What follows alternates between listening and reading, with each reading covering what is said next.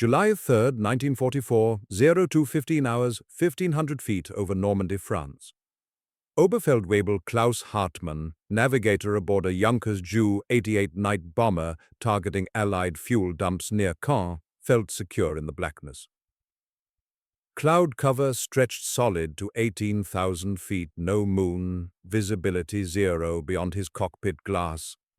His commanders had assured them the Americans have no night fighters. Only the British operate at night, and they're stretched thin. The Liechtenstein radar screen mounted in his cramped fuselage showed nothing but empty darkness. Then 20mm cannon fire tore through the night from nowhere.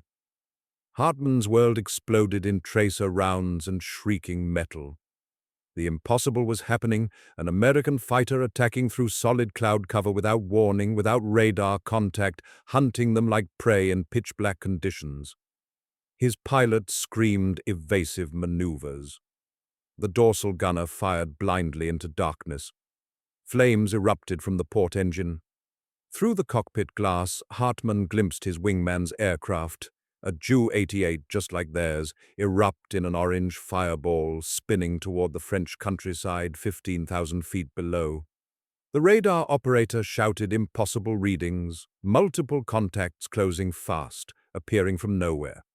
The night sky, Germany's sanctuary since 1940, the darkness that had protected 4 years of bomber operations had betrayed them. 2,000 feet above Hartmann's crippled bomber, a massive twin-engine silhouette banked away into the clouds, its three-man crew celebrating something the Luftwaffe thought mathematically impossible: a radar-guided kill in total darkness. The Americans had brought something new to European skies, the Northrop P-61 Black Widow, equipped with SCR-720 airborne intercept radar. And nothing would ever be the same. For 4 years before Klaus Hartmann's Ju-88 burned over Normandy, the night sky belonged to Germany. Since the Blitz of 1940, Luftwaffe night bombers had perfected the art of invisible warfare, striking under cover of darkness when Allied fighters sat grounded and helpless. Cities burned, supply lines shattered, and troops cowered in trenches, unable to see death falling from above. By the summer of 1944, with Allied forces flooding into Normandy after D-Day, German night bombing had evolved from strategic terror weapon into tactical necessity. Junkers Ju-88s, Heinkel, H-177s, Dornier Do-217, and Messerschmitt Me-410 operated with near impunity over France, targeting fuel depots, ammunition dumps, troop concentrations, and supply convoys that sustained the Allied invasion. Between June 6 and July 3, 1944, German night bombers flew an estimated 2,400 sorties over Normandy, dropping hundreds of tons of ordnance on Allied positions while suffering minimal losses. The mathematics of night warfare favored Germany overwhelmingly. Luftwaffe bomber crews in 1944 averaged 15 to 2,000 flight hours, with veteran navigators possessing intimate knowledge of French geography accumulated over 4 years of occupation. They flew proven aircraft. The Ju-88C could reach 360 miles per hour with a range of 1,696 miles, carrying 6,600 pounds of bombs while bristling with defensive armament, including 20mm cannons and 7.92mm machine guns. Night bombing accuracy, while inferior to daylight precision, proved devastatingly effective against area targets like supply depots and troop assembly points. German crews exploited weather ruthlessly. Overcast conditions that grounded Allied day fighters became ideal hunting conditions for bombers navigating by dead reckoning and radio beacons. Oberleutnant Werner Barker, a Ju-88 pilot with Kampfgeschwader 40, recalled, "The darkness was our shield and our weapon. We owned the night, and the Allies knew it. Their soldiers heard our engines and could do nothing but hide." Standing against this nocturnal onslaught, Allied defenses proved woefully inadequate. The Royal Air Force had developed effective night fighters, de Havilland Mosquitoes and Bristol Bow fighters equipped with AI Mark IV and later AI Mark X radar. But these aircraft defended British airspace and RAF bomber streams over Germany, not tactical ground operations in France. The United States Army Air Forces, meanwhile, operated almost exclusively in daylight. Republic P-47s, North American P-51s, and Lockheed P-38s dominated daytime skies over Europe with overwhelming superiority, destroying German fighters and ground targets with impunity. But when the sun set, these magnificent fighters sat grounded. None carried airborne intercept radar. None possessed adequate instrument flying equipment for night operations. Their pilots, trained for visual combat, were blind in darkness. The gap between Allied air supremacy at noon and Allied air impotence at midnight represented a critical vulnerability that German commanders exploited mercilessly. Allied ground forces paid the price in blood and terror. Sergeant James Miller, serving with the U.S. 29th Infantry Division near St. Lo, described nights in Normandy. You'd hear the engines, that distinctive throb of German bombers, and there wasn't a damn thing you could do. No fighters to scramble. Anti-aircraft fire just gave away our positions. We'd dig in and pray they weren't aiming for us. Supply depots got hit hardest, fuel trucks exploding, ammunition cooking off. Lost more men to night bombing than most people realize. Casualty reports from June to July 1944 documented hundreds killed and wounded in nocturnal raids, with material losses even more severe. A single successful attack on a fuel depot could destroy thousands of gallons of gasoline desperately needed for armored advances. Ammunition dumps represented concentrated vulnerable targets. One bomber load could trigger catastrophic chain reactions. The psychological impact compounded tactical losses. Troops who fought bravely in daylight combat spent nights in fear of unseen death. By early July 1944, the situation had become strategically critical. Allied forces needed continuous supply flow to sustain operations, food, fuel, ammunition, medical supplies, reinforcements. German night bombing threatened to strangle logistics faster than ground combat could advance.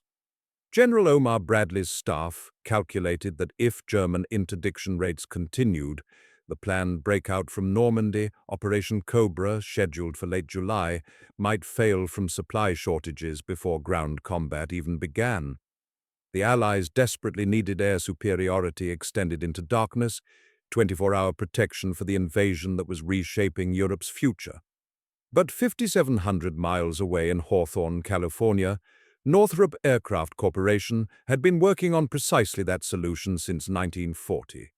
It was radical, untested, and so technologically ambitious that even American commanders doubted it would work.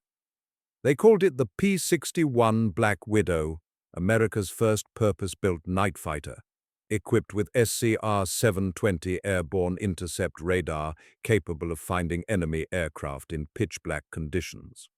And in July 1944, it was about to arrive in Europe to challenge 4 years of German night supremacy.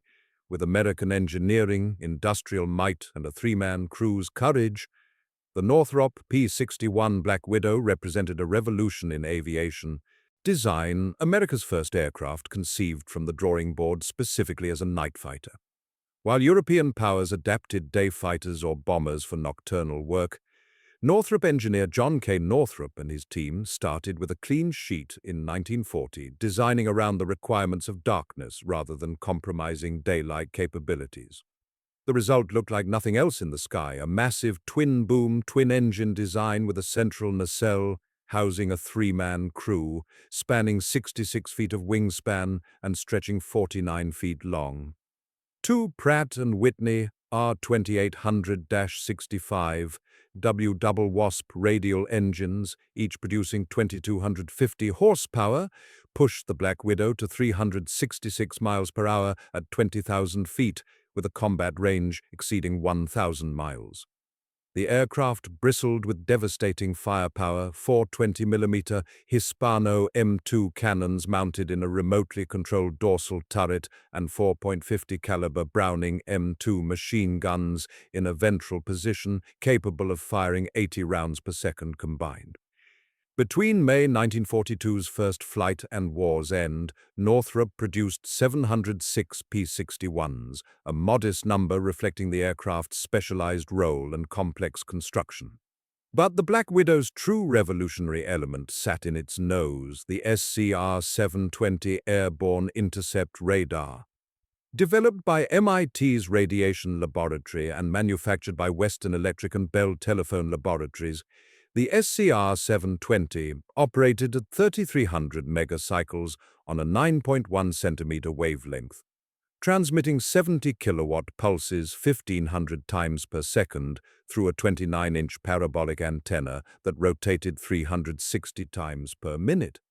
The system could detect bomber-sized targets at ranges approaching 10 miles and fighter-sized targets at 5 miles. More than double the 3 to 4 mile range of German Liechtenstein radar equipping Luftwaffe night fighters.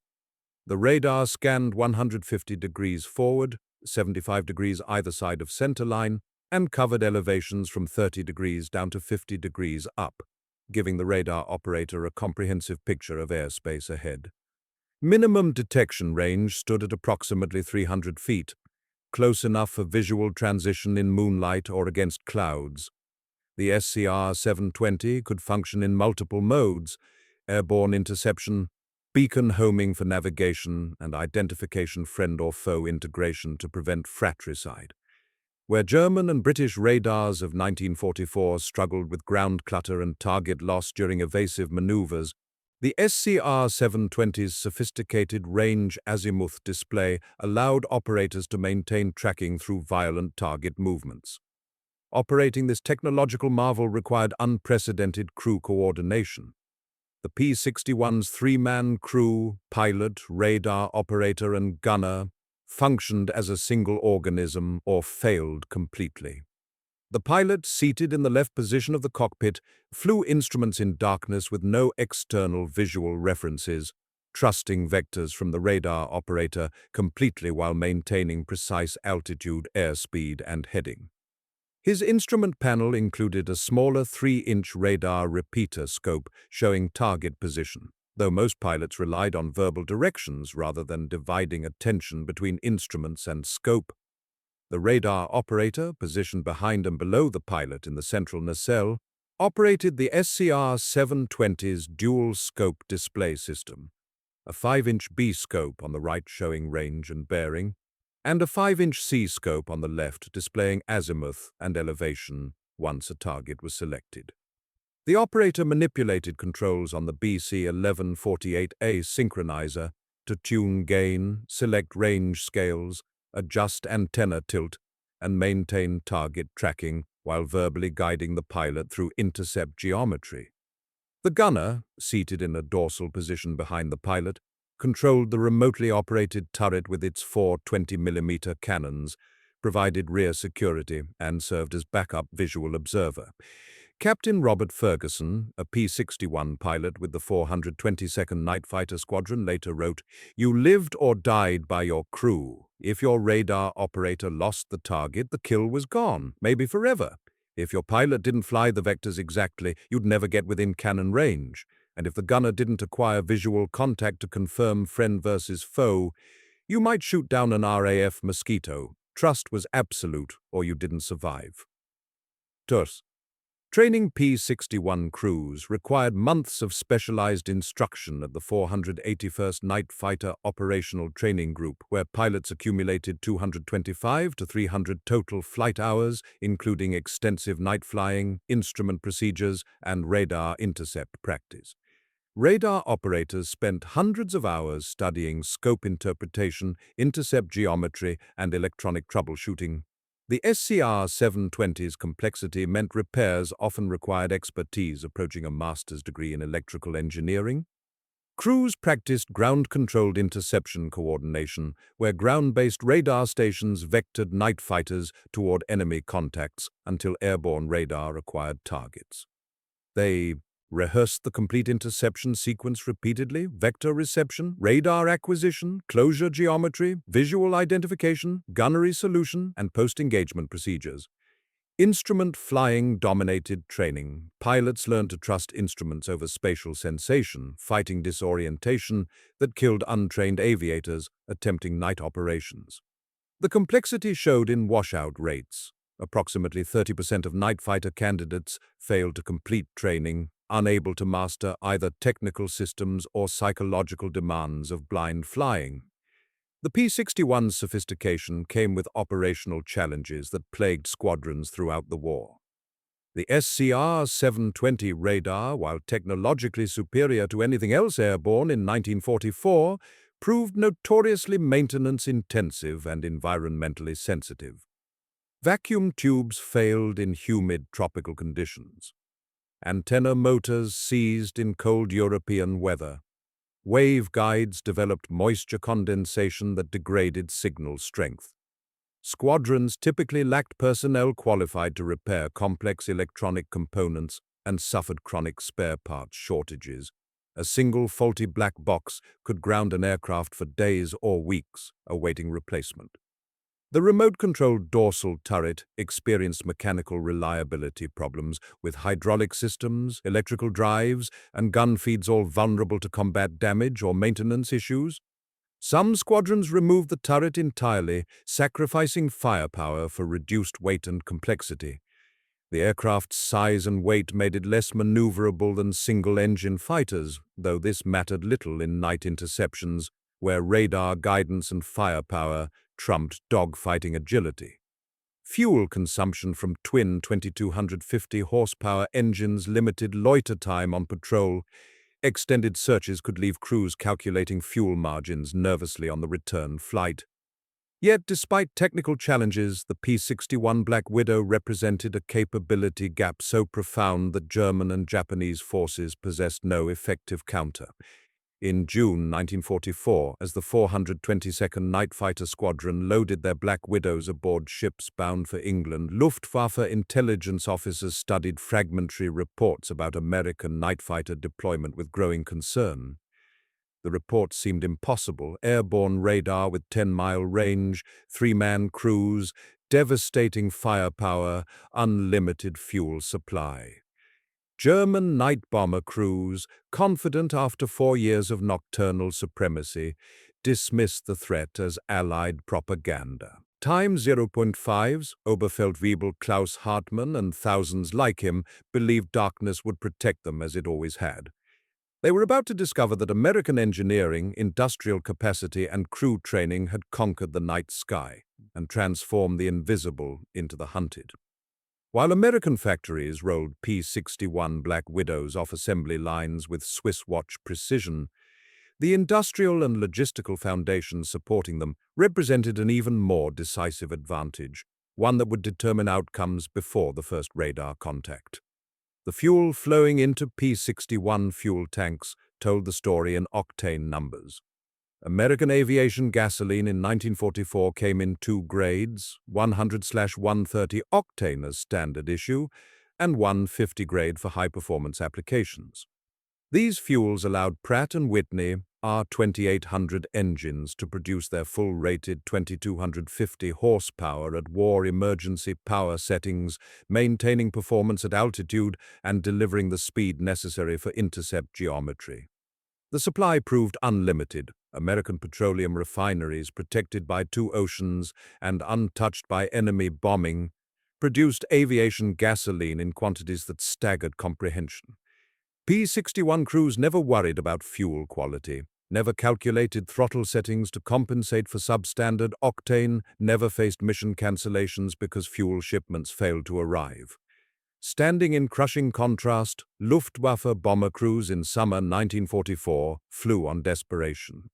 Germany's aviation fuel came primarily from synthetic production facilities, coal liquefaction plants vulnerable to Allied bombing and dependent on increasingly scarce raw materials.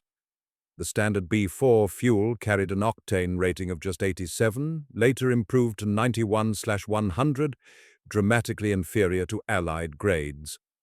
C3 fuel, rated at 95/120 octane and closer to Allied standards, existed in such limited quantities that most operational units never saw it. Worse, fuel quality deteriorated throughout 1944, as Allied bombing disrupted production and forced reliance on hastily constructed backup facilities lacking quality control. Pilots reported engine knocking, reduced power output, fouled spark plugs, and premature wear. Ju-88 and He-177 engines designed to produce maximum power at specific altitudes instead operated detuned. Their performance curves flattened, their combat capability degraded. Major Franz Stigler, a Luftwaffe fighter ace who survived the war, recalled, "By 1944, our fuel was garbage. You could smell the impurities. Engines that should have given 1,600 horsepower gave maybe 1,400 on a good day. We rationed throttle usage like misers, knowing full power might destroy the engine before the mission ended." Meanwhile, American pilots flew without such concerns: unlimited fuel, perfect quality, full power whenever needed. The training disparity proved equally stark and even more consequential. American P-61 crews arriving in Europe carried 225 to 300 total flight hours, including extensive night flying, instrument procedures, and radar intercept practice at the 481st Night Fighter Operational Training Group. Pilots mastered complex instrument flying techniques that allowed precise navigation and formation flying in zero visibility conditions. Radar operators spent hundreds of hours interpreting SCR-720 displays, calculating intercept geometry, and troubleshooting electronic systems. Crews practiced together for months, building the communication and trust necessary for life-or-death coordination in darkness. The training pipeline operated with industrial efficiency, sufficient instructors, unlimited fuel for training flights, adequate aircraft, comprehensive ground schools, sophisticated simulators. Washout rates ran high because the Army Air Forces could afford to maintain standards. Failing candidates simply returned to other assignments while qualified crews replaced them. German pilot training had collapsed into emergency production of inadequately prepared crews. Luftwaffe pilots in 1940 to 1942 received 200 to 250 hours of flight training before operational assignment, producing skilled aviators capable of complex missions. By mid-1944, training hours had fallen to 112 to 160 hours total, with some emergency output pilots receiving as little as 80 hours before assignment to combat units. Fuel shortages forced reductions in training flight hours. Experienced instructors died in combat faster than replacements could be trained, creating a death spiral of declining instruction quality. Advanced training in night operations, instrument flying, and combat tactics suffered most severely.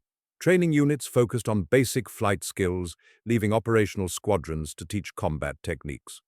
The statistics proved grimly predictive.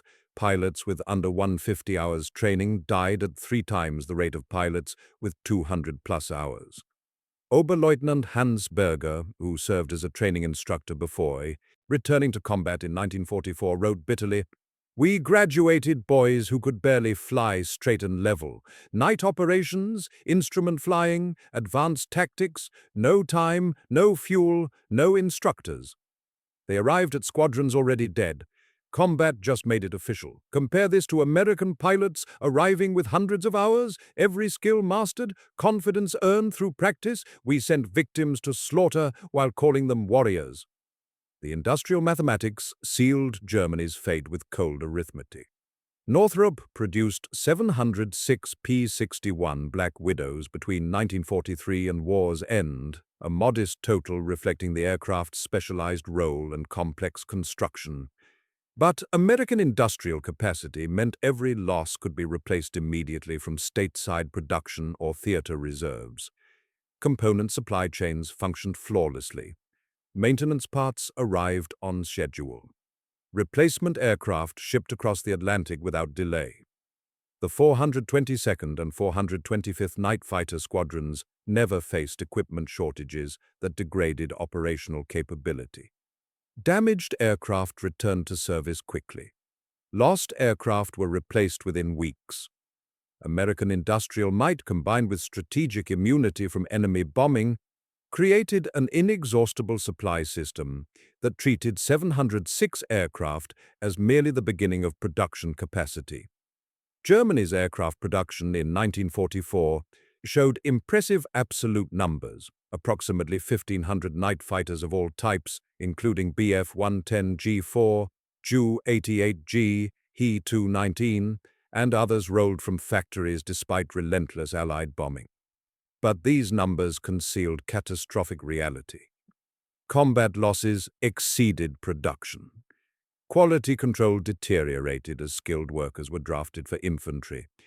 Critical components suffered chronic shortages, engines, propellers, radios, instruments, weapons, all faced supply interruptions.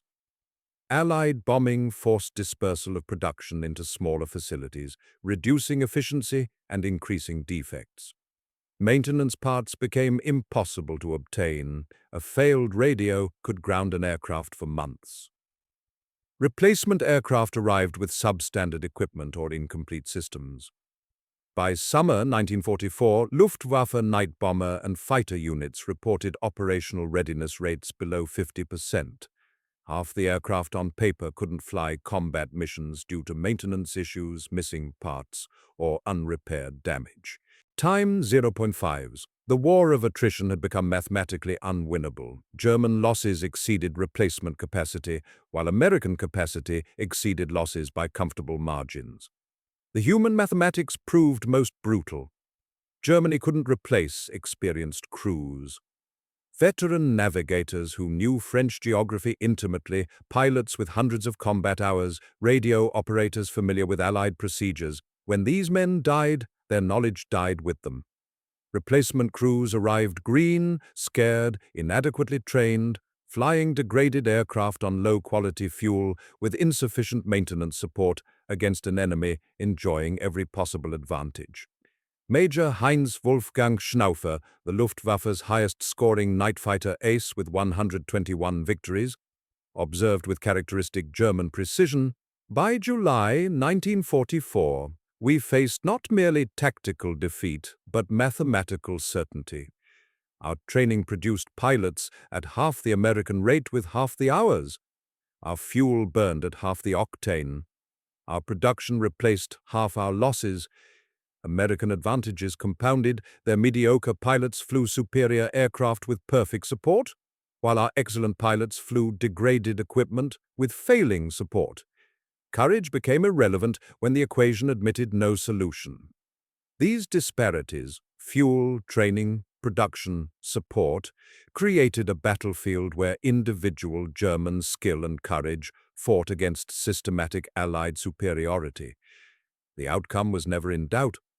When P-61 Black Widows arrived over Europe in July 1944, they brought not merely radar technology, but the full weight of American industrial capacity, unlimited resources, superior training, and mathematical inevitability. German night bomber crews were about to experience what it meant to face an enemy that owned every advantage simultaneously. The ballet of radar interception began not in the P-61's cockpit, but on the ground, where operators at Allied radar stations stared at oscilloscopes displaying the airspace over northern France. These ground-controlled interception (GCI) stations used powerful long-range radar systems capable of detecting aircraft formations at distances exceeding 100 miles, painting a comprehensive picture of friendly and enemy air activity. When German bomber formations appeared on GCI scopes heading toward Allied positions, controllers immediately radioed vectoring information to orbiting P-61 Black Widows, bearing range, altitude, estimated speed, number of contacts. The night fighter pilot, acknowledged, banked onto the assigned heading and began the hunt.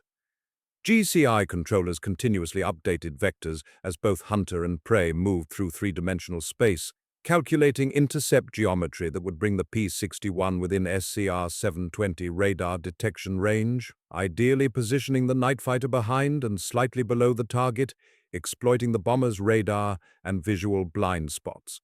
Radio discipline proved critical: clear, concise communications, standardized terminology, constant awareness that German intelligence monitored Allied frequencies and could warn bomber crews of approaching threats. Inside the P-61's central nacelle, the radar operator sat surrounded by electronic equipment that represented 1944's cutting edge of airborne technology. The SCR-720's dual-scope display system dominated his workspace, a 5-inch B-scope on the right showing range versus bearing as a plan position indicator, and a 5-inch C-scope on the left displaying azimuth versus elevation once a specific target was selected for tracking.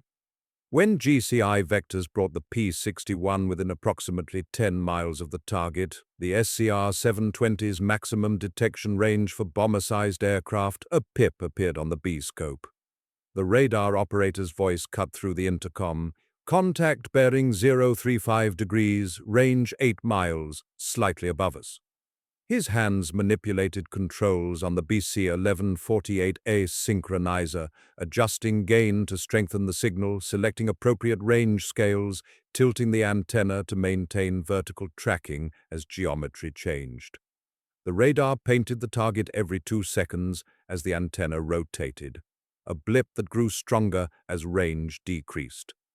The operator calculated closure rate by observing how quickly the range decreased if the PIP moved from 8 miles to 7 miles in 30 seconds.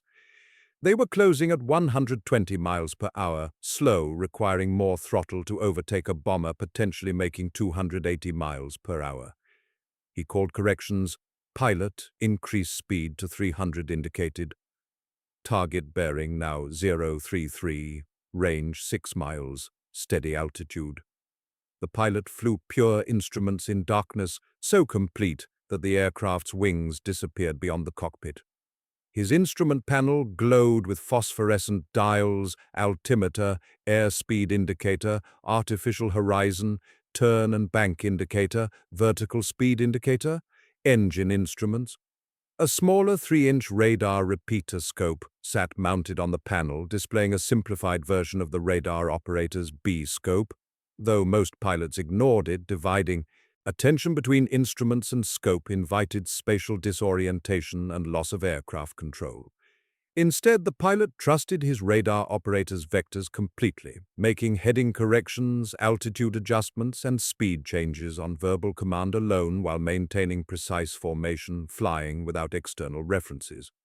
The artificial horizon became his reality, a gyroscopic instrument showing aircraft attitude relative to an invisible ground. Lieutenant Paul Smith, a P-61 pilot with the 422nd Night Fighter Squadron, later described the psychological challenge. "You fly instruments by faith. Your inner ear screams you're diving when the horizon says you're level. Your gut insists you're turning when you're flying straight. Trust the instruments or die, it's that simple. Then add following radar vectors toward an enemy you can't see, knowing he might turn into you at any second, knowing collision could happen before you realized it." The stress was extraordinary. As range decreased below 3 miles, the intercept entered its critical phase. The radar operator's voice quickened. "Target bearing 030, range 2 miles, 500 feet above us. Pilot, begin climb to his altitude. Closure rate good."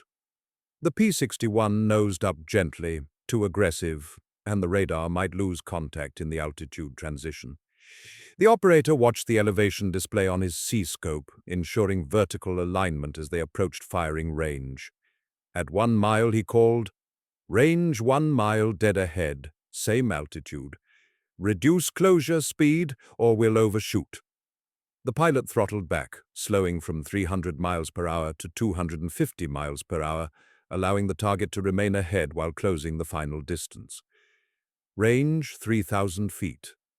The radar's minimum effective range approached below 500 feet. The SCR-720 lost accuracy and could lose contact entirely. range 2,000 feet. The pilot's eyes strained into darkness, searching for any silhouette against cloud, any exhaust glow, any shape darker than the surrounding black. The gunner in the dorsal turret scanned with binocular night vision optics, crude by modern standards but better than naked eyes. Range 1,500 feet. Visual contact, a dark shape materialized against slightly lighter clouds, engines trailing faint exhaust glow. The pilot's training took over, identified the target, positively before firing. The silhouette showed twin engines, twin vertical stabilizers, nose glazing, Junkers Ju-88, definitely German, definitely hostile. He called visual contact, confirmed bogey, Ju-88, moving right to stern position. The P-61 slid behind and slightly below the German bomber, entering the classic night fighter attack position where the target crew's vision and defensive guns proved least effective. The pilot centered the illuminated gun sight reticle on the Ju-88's fuselage, calculating lead for relative motion and altitude difference. His thumb found the cannon firing button on the control yoke. Range 1,200 feet, optimal for 20mm cannon effectiveness. The moment crystallized, two aircraft in darkness, one crew unaware of death closing from behind, the other crew focused with deadly intent. Captain Robert Ferguson, flying P-61s in Europe, described this moment, "Time compresses. You see the target, really see it, not just a radar blip, but an actual aircraft with men inside. You know what happens next. You know they have no chance. You press the trigger anyway because that's war, and mercy gets your own crew killed." Four 20mm Hispano M2 cannons erupted from the P-61's ventral position, spitting high-explosive incendiary rounds at 650 rounds per minute combined, nearly 11 rounds per second.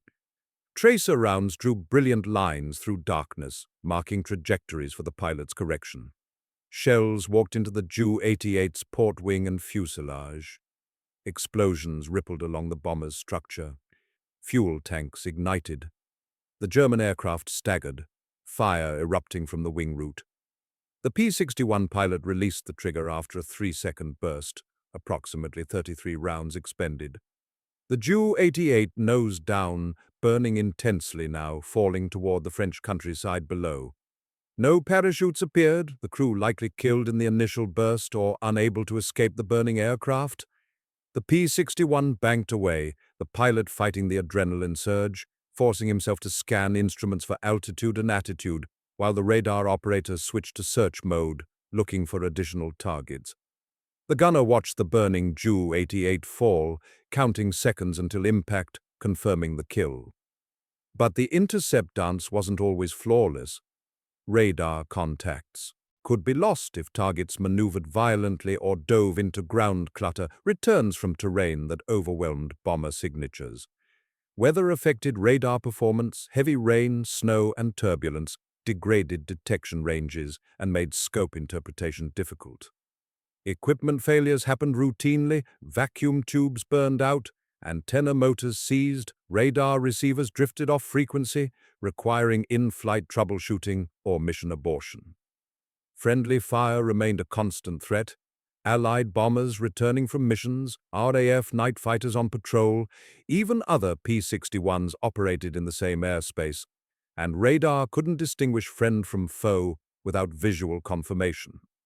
The 422nd Night Fighter Squadron accidentally shot down an RAF Mosquito in August 1944 when the pilot misidentified the silhouette in darkness, a tragedy that haunted the crew and reinforced the absolute requirement for positive identification before firing. Target escape proved frustratingly common. German bomber crews, warned by ground observers or electronic intelligence of approaching night fighters, could dive for terrain, scatter formations, jettison bombs early, and flee at maximum speed. Not every radar contact resulted in visual acquisition. Not every visual contact provided positive identification. Not every engagement ended in kills. The complexity demanded perfection from all three crew members simultaneously under combat stress. A pilot who couldn't maintain precise instrument flying would lose formation with the radar operator's vectors. A radar operator who lost scope discipline would lose target tracking. A gunner who failed to acquire visual contact would delay identification until the target escaped. Crew coordination, built through months of training and combat experience, determined survival and success. The hunter's dance, GCI vectors to radar acquisition to visual contact to gunnery solution to kill, represented aerial warfare's most sophisticated technique in 1944. German bomber crews operating in darkness believed themselves safe from interception. P-61 Black Widow crews were about to prove that belief catastrophically wrong. July 3, 1944, evening briefing at Scorton Airfield, Yorkshire, England. Intelligence officers spread maps across tables in the 422nd Night Fighter Squadron operations tent, while P-61 crews gathered under dim lights, studying routes and target areas. The news was simultaneously routine and historic. German bomber activity detected over Normandy throughout the previous week had intensified, with formations targeting Allied fuel depots, ammunition dumps, and supply convoys supporting the invasion force. RAF night fighters were overextended, unable to cover the expanding operational area effectively. Tonight, for the first time, P-61 Black Widows would fly combat air patrol over the invasion beaches, hunting German bombers with SCR-720 radar in actual combat conditions. The briefing officer pointed to sectors on the map. German bombers typically operate between 12,000 and 18,000 feet, approaching from the east. Weather is solid overcast from 4,000 to 20,000 feet with no moon, perfect night fighter conditions. GCI stations will vector you toward contacts. Rules of engagement remain strict, positive visual identification before firing. We've got RAF Mosquitoes and friendly bombers in the same airspace. Lieutenant Hermann Ernst and his crew, radar operator Lieutenant Edward Kopsel and Gunner Corporal Raymond Mooney, acknowledged the briefing with tense nods. This was what months of training had built toward, hunting invisible enemies through darkness, proving American technology against German experience. At 2100 hours, P-61 A5, serial number 42-5559, nicknamed Tabitha, lifted off from Scorton's runway, twin R-2800 engines roaring as Ernst climbed through solid overcast into black sky above. The weather briefing proved accurate. Complete cloud cover eliminated any reference to ground or horizon, leaving only instrument dials glowing phosphorescent in the dark cockpit. Ernst established radio contact with GCI control, receiving initial vectors toward the patrol sector over the Normandy coast. Behind him, Kopsel switched on the SCR-720, watching vacuum tubes warm up before the radar display showed operational status. The B-scope painted empty sky, no contacts yet, just ground return clutter at the scope's edge, showing the French coastline far below. The crew settled into the waiting game, familiar to night fighter pilots, orbiting assigned sectors at assigned altitudes, maintaining radio discipline, trusting that ground radar would detect enemy formations and vector interceptors into position. Time compressed and expanded simultaneously, minutes feeling like hours in the darkness, hours vanishing in instrument monitoring. At 21:47 hours, GCI called Tabitha, vector heading 090 degrees, altitude 15,000 feet. Time 0.5s, multiple bogies detected, range 40 miles, heading west toward your position. Ernst banked onto the assigned heading, advancing throttles to increase speed to 280 miles per hour. Kopsel adjusted his radar gain and range scale, eyes locked on the B-scope, waiting for contacts to appear at the SCR-720's maximum detection range. The minutes stretched. GCI provided updates. Bogies now range 30 miles, steady course, estimated 6 to 8 aircraft in formation. At 21:52 hours, Kopsel's voice cut through the intercom with controlled excitement. "Contact!" bearing 085 degrees, range 9 miles, slightly above us. Ernst acknowledged, making minor heading corrections while Kopsel refined the contact, watching the pip strengthen on his scope as range decreased. Target bearing 087, range 7 miles. They're in formation. I'm tracking the lead aircraft. Estimate altitude 16,000 feet. Pilot climb to 16,000 and reduce speed to 260 to avoid overshooting. Ernst nosed up, watching the altimeter wind through 15,200, 15,500, 15,800, 16,000 feet, while bleeding airspeed. The radar repeater on his instrument panel showed the contact growing stronger. 6 miles. 5 mile. Kopsel's voice remained steady. Target bearing 088, range 4 miles. Steady course, they don't know we're here. Closure rate good. In the dorsal turret, Mooney scanned darkness through his gun sight, searching for any visual contact, any shape darker than the surrounding black. At 3 miles, the geometry became critical. Kopsel guided Ernst into a stern approach, positioning behind and slightly below the target to exploit blind spots and maximize surprise. Target dead ahead, range 2 miles, 200 feet above us. Pilot, ease up slightly and reduce to 240 indicated. Ernst made millimeter-precise control inputs, trusting his radar operator's vectors completely while fighting spatial disorientation. His inner ear insisted the aircraft was turning when instruments showed wings level. Range 1 mile. Kopsel called, range 3,000 feet. You should have visual any second now. Ernst stared into darkness, so complete his eyes ached from strain. The target was there, somewhere ahead, invisible in cloud and night. Range 2,000 feet. A shape materialized, darker black against black sky, engine exhausts glowing faint orange twin-engine silhouette.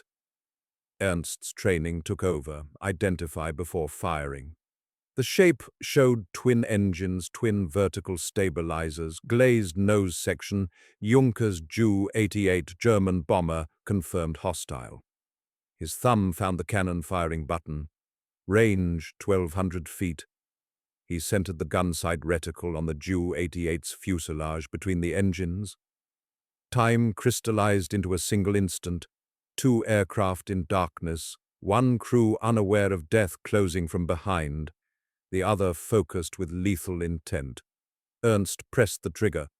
4 20mm Hispano M2 cannons erupted from Tabitha's ventral position, firing high-explosive incendiary rounds at 650 rounds per minute combined. Tracer rounds drew brilliant orange lines through darkness, marking trajectories directly into the Ju-88's port wing route and fuselage.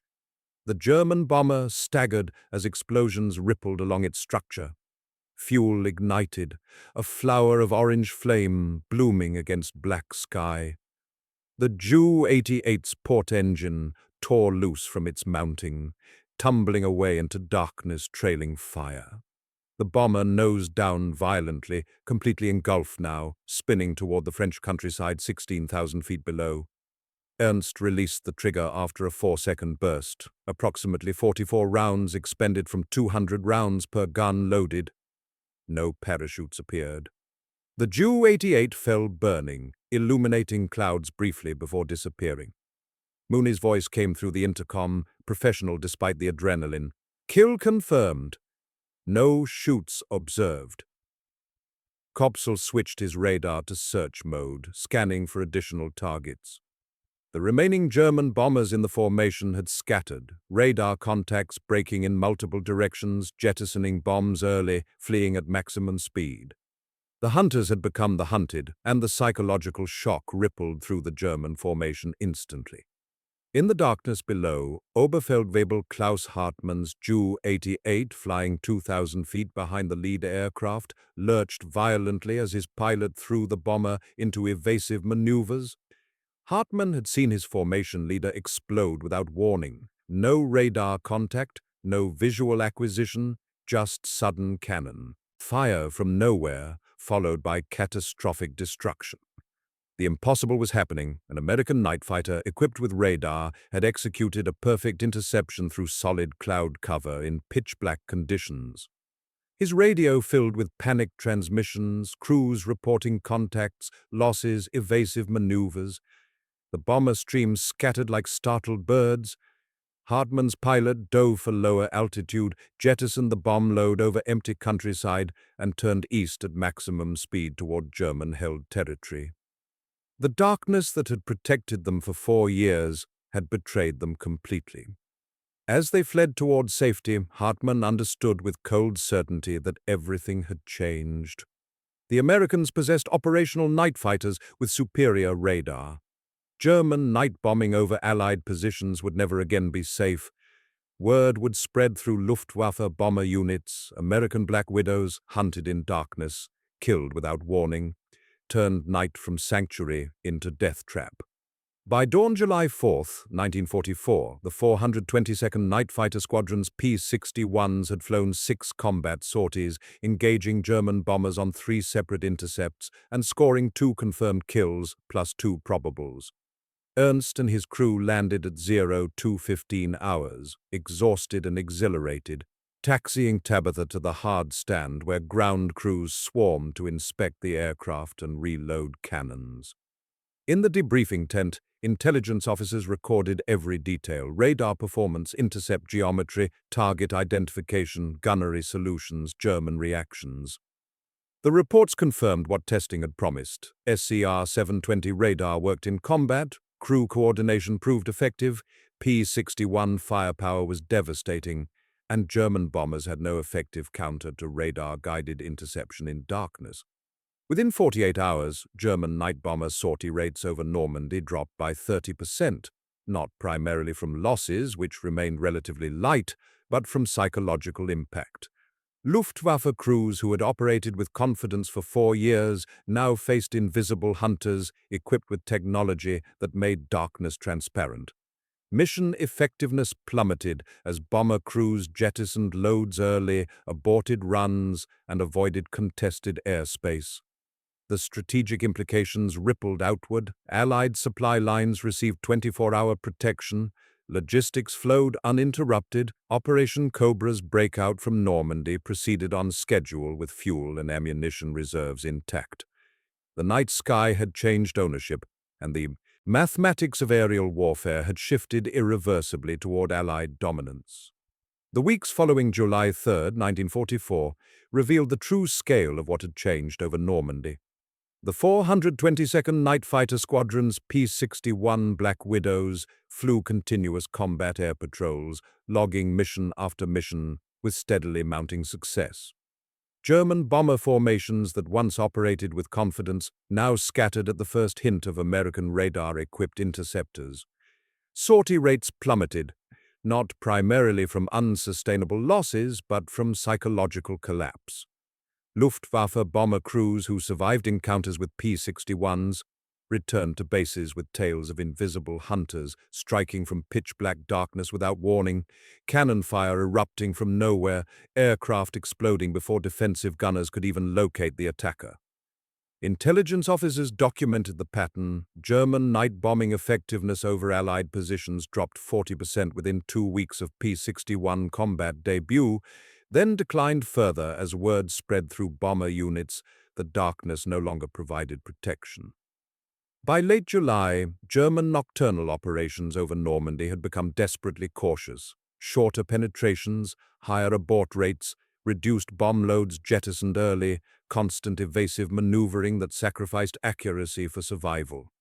The night sky had changed ownership, and German commanders possessed no technological counter capable of closing the radar capability gap. The tactical statistics told the story in numbers that military planners understood between July 3 and September 1, 1944. The 422nd Night Fighter Squadron flew 1,480 combat sorties, destroyed 43 confirmed enemy aircraft, claimed 5 probable kills, and shot down 5 V-1 flying bombs, the German cruise missiles targeting London and Allied positions. The 425th Night Fighter Squadron, arriving in England shortly after the 422nd, added another 10 confirmed kills to the tally. These numbers, modest by daylight fighter standards, represented revolutionary achievement in night operations, where visual interception had been nearly impossible and radar-guided kills were experimental theory until the P-61 made them operational reality. Each kill prevented bomber loads from reaching Allied targets, fuel depots that didn't explode, ammunition dumps that didn't detonate, troops who slept without terror of invisible attack. The strategic multiplication factor exceeded simple kill ratios. German bomber formations deterred from missions, sorties cancelled due to crew morale collapse, operational planning constrained by American night fighter presence. The P-61's impact extended far beyond individual aircraft destroyed. Operation Cobra, the Allied breakout from Normandy, launched July 25, 1944, proceeded with logistics protected around the clock. Fuel trucks delivered gasoline without nocturnal interdiction. Ammunition convoys reached front lines unmolested by night bombers. Supply depots operated 24 hours without fear of darkness attacks. General Omar Bradley's staff, which had worried weeks earlier about German night bombing strangling invasion logistics, instead reported uninterrupted supply flow sustaining armored advances that would carry Allied forces to Paris by August 25th and across France toward the German border by September. The correlation wasn't absolute. Many factors contributed to Cobra's success, but P-61 protection of nighttime operations removed a critical vulnerability that could have derailed the offensive. Night air superiority combined with overwhelming daylight air dominance from P-47s and P-51s gave Allied forces continuous aerial protection that multiplied ground combat effectiveness. German forces fighting without air support, bombed relentlessly day and night, suffered cascading collapse in morale, mobility, and combat capability. But victory carried human cost, measured in lives and trauma, on both sides. The 422nd Night Fighter Squadron lost crews to operational accidents, equipment failures, and combat. Night flying remained inherently dangerous regardless of technological advantages. P-61s crashed on takeoff in darkness, flew into terrain during instrument failures, collided with friendly aircraft in crowded airspace, suffered radar malfunctions that left crews blind to threats. Lieutenant Robert Berlinder and his crew died when their P-61 experienced engine failure during a night intercept in August 1944, crashing into the English Channel with no survivors. Captain James Bradford survived being shot down by German flak while on a low-altitude intruder mission, spending the final months of war as a prisoner. Sergeant William Morrison, a radar operator, suffered psychological breakdown after months of combat stress. The pressure of guiding pilots through darkness while hunting enemies who shot back proved overwhelming for some crew members. The human toll extended beyond casualties. Chronic sleep deprivation from nocturnal operations, constant stress of flying instruments in zero visibility, psychological, weight of killing enemy airmen at close range, survivors' guilt when friends died. Victory wasn't clean or easy, even with technological superiority. German bomber crews paid far heavier prices. Hundreds died in burning aircraft over France. Young men who believed darkness would protect them, shot down by technology they couldn't counter. Oberfeldwebel Klaus Hartmann survived the war but watched his crewmates die mission after mission as American night fighters hunted Luftwaffe bombers with increasing efficiency. He wrote years later, after July 1944, every night mission felt like suicide. We knew American radar could find us in darkness, knew their P-61s were faster and better armed, knew our survival depended more on luck than skill. Some crews refused to fly. Court-martial seemed preferable to certain death. Others flew and died, following orders until cannon fire ended their war. The bravest men I knew died because technology made courage irrelevant. His words captured the psychological destruction that accompanied tactical defeat. German crews facing not merely superior equipment but mathematical certainty of loss. The courage required to climb into a Ju-88 knowing American radar-equipped hunters waited in darkness exceeded anything required in 1940 to 1943, when night-protected bombers. That courage ultimately couldn't overcome the capability gap between radar-guided interception and blind evasion. The P-61 Black Widow served through war's end, operating in Europe until VE Day, May 8, 1945, and in the Pacific until the final night of combat. On August 14, 1945, the night before Japan's surrender, a P-61B named Lady in the Dark from the 548th Night Fighter Squadron scored what is unofficially credited as the last Allied aerial victory of World War II, shooting down a Japanese bomber over the Pacific. The symbolic significance seemed fitting, America's first purpose-built night fighter claiming the final kill of history's largest conflict. After the war, the United States Air Force redesignated the P-61 as F-61 and operated it as a long-range all-weather interceptor for Air Defense Command until 1948, then in limited service through 1954. The last P-61s retired from government use, having proven their concept completely. Airborne radar interception transformed aerial warfare. Darkness became transparent to technology. Night operations evolved from dangerous speculation to routine procedure. Modern night fighters, F-15E Strike Eagles, F/A-18F Super Hornets, F-35s, carry direct technological lineage from the P-61's pioneering integration of radar, crew coordination, and heavy firepower.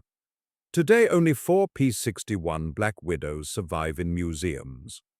The Smithsonian National Air and Space Museum displays a P-61C, tail number 43-8330, beautifully restored.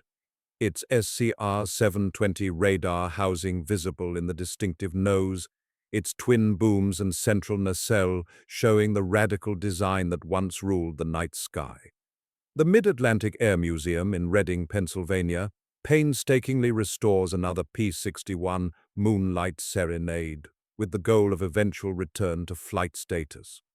These aircraft, silent now, represent the moment when American engineering, industrial capacity, and crew courage conquered warfare's final frontier, the darkness itself. The impossibility that shocked Oberfeldwebel Klaus Hartmann on July 3, 1944, American night fighters hunting through clouds and blackness with radar-guided precision, had become routine by August, operational standard by war's end, and foundational doctrine for all night operations thereafter. The P-61 Black Widow didn't merely win battles, it transformed the fundamental nature of aerial combat by proving that technology could extend human capability beyond natural limits, that darkness could be made transparent, that the invisible could be hunted and destroyed. And in doing so, it helped secure Allied victory in the skies over Europe, one radar contact at a time.